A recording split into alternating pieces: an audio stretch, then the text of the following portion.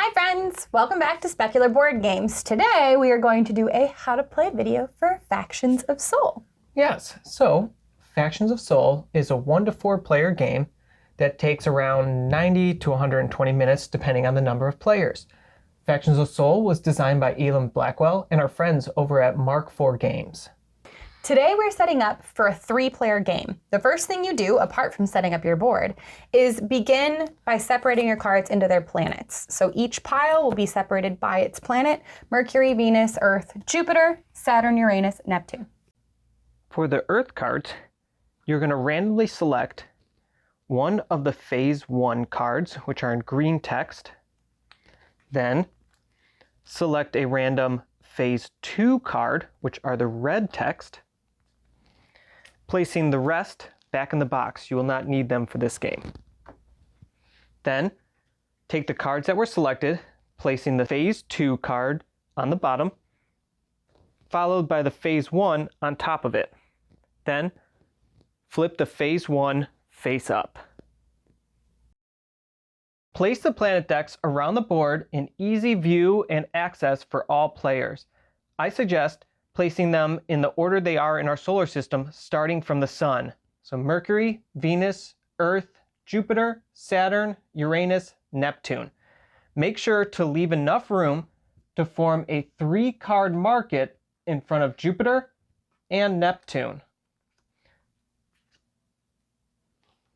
A few key things to know about the main board are the orbital rings, which are the circular lines that go around the board in which the planets travel.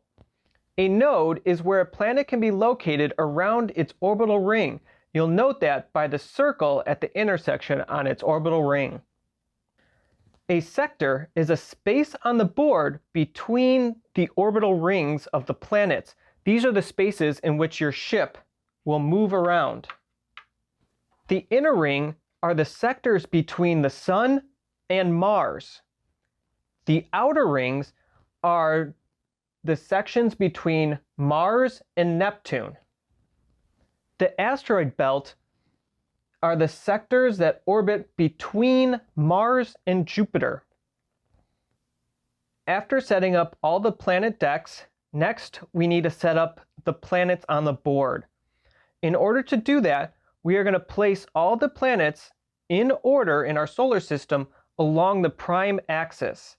This is the axis that creates a straight line from the Sun all the way to Neptune.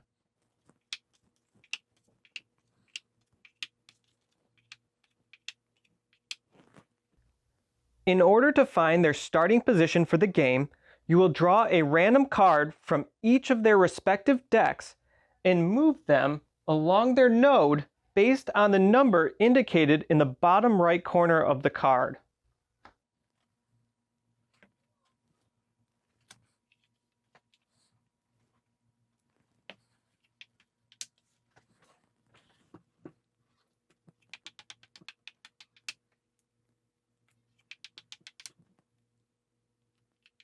Next, we are going to place out the asteroids along the asteroid belt. In a 2 to 3 player game, you will remove all the asteroids that have asterisks. In a 4-player game, you will place those 4 asteroids along the Kuiper belt or the outer ring of the board. Randomly shuffle up the asteroids and place them in the belt.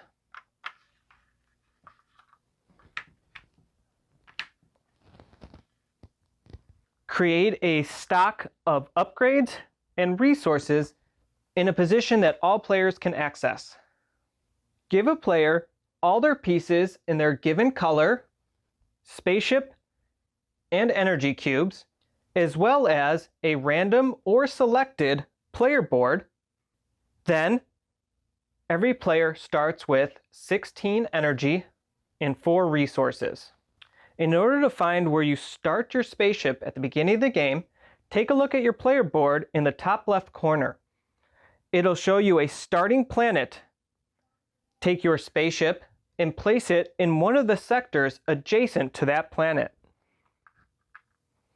Finally, give the first player token to a random player and now you're ready to start the game.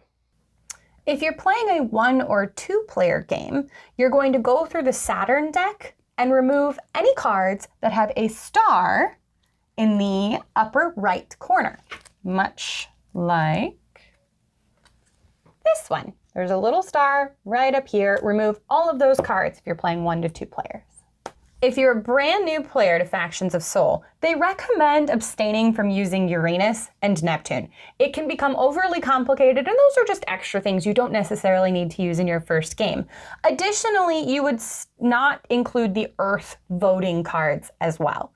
And then finally, in the rule book, they do have specific factions that they recommend for first-time players. All right, now that we've completed our setup, let's talk about end-of-game objectives. The game is played over 3 rounds. For end-of-game scoring, you're going to look at a few things. Leftover resources, each upgrade on your board, any completed machines, and then finally any secret objectives that are scored at the end of the game, and any explored exoplanets. So as Kirby mentioned, the game is played in 3 rounds. Each round consists of 2 phases, the main phase and the upkeep phase. The main phase is where most of the game occurs and where you're moving around the board, exploring planets, and gaining resources from the asteroids. During the upkeep phase is pretty much where you're just getting the board ready for the next round. Clearing out the board of all the energy, re-putting back the asteroids that you mined, and moving the planets around the board. As well as getting any of the materials from any currently explored planets that you would have. Yes. All right, your main phase of the game, in more detail, is made up of very specific actions. The first thing you can do is trading. This is where you have kind of an interactive portion of the game that's kind of unscripted, right? You can say, you know what, I have an explorer here that I'm willing to trade for energy. If players are trading upgrades, the upgrade needs to stay in the same machine that it started with. For example, if a player is trading a battery upgrade, that battery upgrade needs to go to the batteries machine in the new player's board. Then you would have your movement phase, at which point you're spending energy to move throughout the planets. Then you would have any of your actions. So these are things where if you visited a planet, you'd get an action, you'd take whatever that card was and use that action, or you're getting the resources from the asteroids. And then finally, if you've decided, you know what, I have no energy left, I can't get anywhere, I have nothing else I want to do this round, you pass. Then the round ends once every single player has passed. Yes, and when you pass, you gain 2 energy, and every time it comes back to your turn, if everyone has not passed, you gain another 2 energy. Yep. If there is 1 player left, that player then has 6 final turns before they must pass. All right, let's talk a little bit more about one of my favorite mechanics of this game, the movement. To move through sectors, you need to spend an amount of energy equal to the number of energy that is currently in the sector plus 1. If you are moving through a sector for the first time with no energy in it, it requires 1 energy within the inner ring and 2 energy within the outer ring. Now that we've learned how to move, let's remember one of the important things to note about our movement. You can only move through a sector once during a turn. So if you're moving from Earth back to Mercury, you just go straight through. But then if you decided it was very, very populated and maybe you needed to kind of cut through one and then you wanted to go back through it, that's not something you can do in one turn. Of course, next turn you can go back through anything you traversed this turn. Another interesting move mechanic. If you find yourself stranded and you have no more energy, it could be the outer ring, it could be over here by Saturn. But for whatever reason you've run out of energy and you need to be rescued, you can. You can get rescued 1 time for free, which ports you all the way back to Mercury.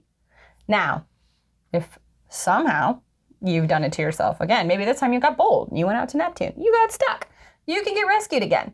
Any subsequent rescue is going to be minus 20 points, and please be careful, that's a lot of points in this game. Okay, let's deep dive our different actions. You can only do 1 action per turn. One of the actions you can do is go out and visit a planet, right? Let's say my action, I got myself to Saturn and this is my action. I'm then going to take 2, because these are your secret objectives. I'm going to decide which one I want and then discard the other one. That's my action. For example, that's not something, if I was sitting in between Saturn and an asteroid, I couldn't do both, right? It's one or the other. The next action you can do is mining. This takes place at the asteroid. When you move into a sector with an asteroid, you can spend your action mining that asteroid. In order to do so, flip that asteroid face up and gain that number of resources up to the capacity of your cargo hold. Then, remove the asteroid from the board. We discussed the action of visiting a planet. In order to actually use that planet, you have to move into an adjacent sector next to the planet. Like this one, there are 4 sectors around Earth. The only exception to that rule is Mercury. If you find yourself next to Mercury, and in your next turn, you still want to use Mercury, you're able to do so. You don't need to move again. For every other planet, if you find yourself next to Earth, you can't just decide you want to use Earth again. You'd have to move into another one of the adjacent sectors, and then you could use Earth. Granted, you can only vote at Earth once, so that was a bad example. When you take the Mercury action, flip over the top card of the deck,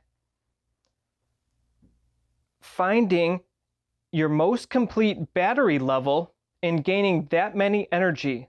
You can never gain more energy than your battery capacity can hold.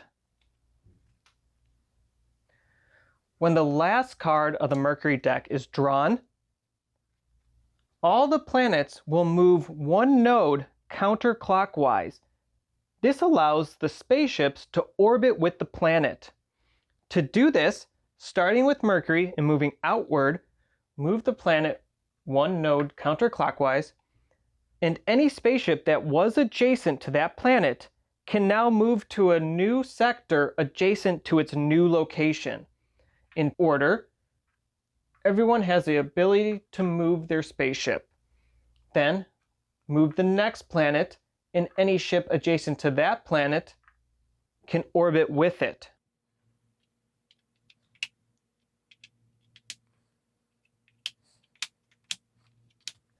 Then, shuffle up the discarded Mercury cards to form a new deck.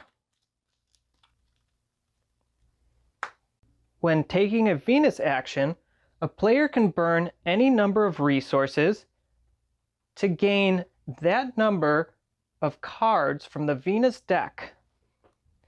These cards are the explorers that will be placed on the exoplanets. Let's take a quick look at the anatomy of the cards.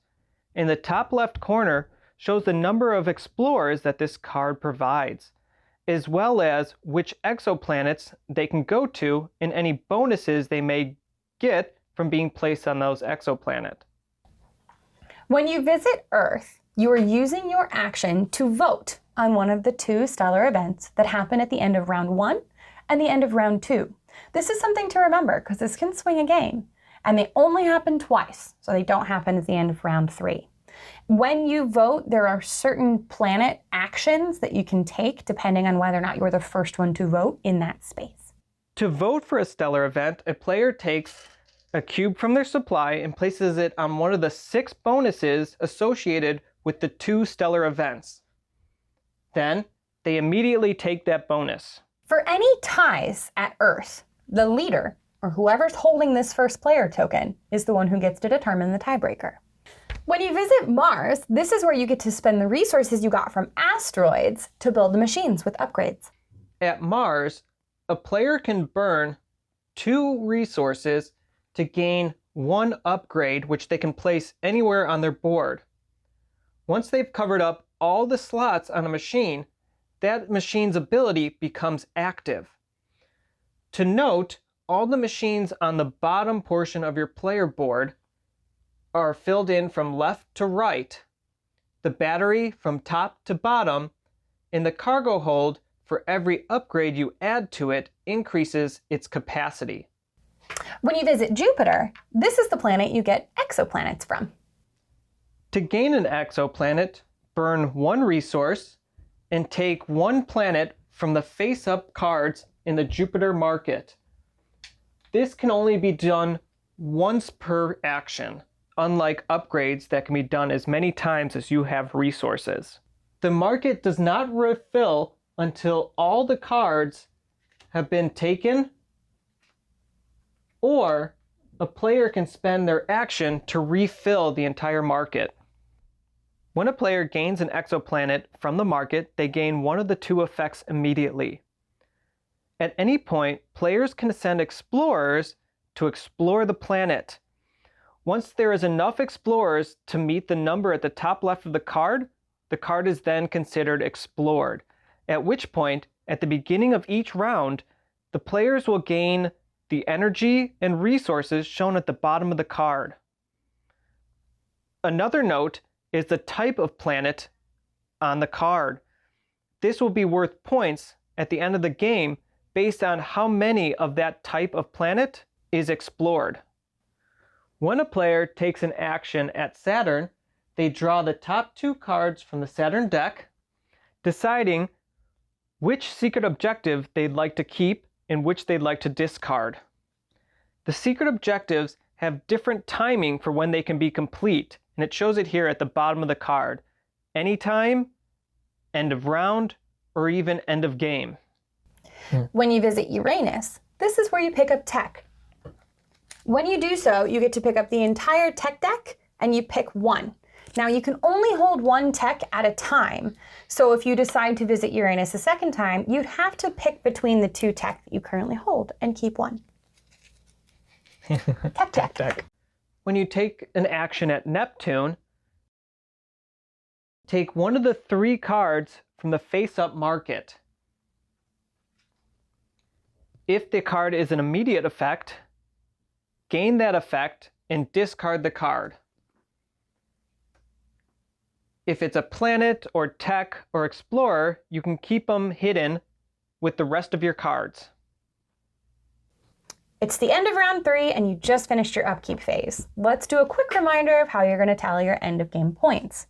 You will get a point for each of 2 remaining resources, for every upgrade on your board, for each of your completed machines, for your explored exoplanets, and for all of your secret objectives. Now, if there's still a tie at the end of that, you have to tally up your energy. The person with the most energy will win. If there's a tie after that, those 2 players have to play again. Happy playing. Thank you. Bye.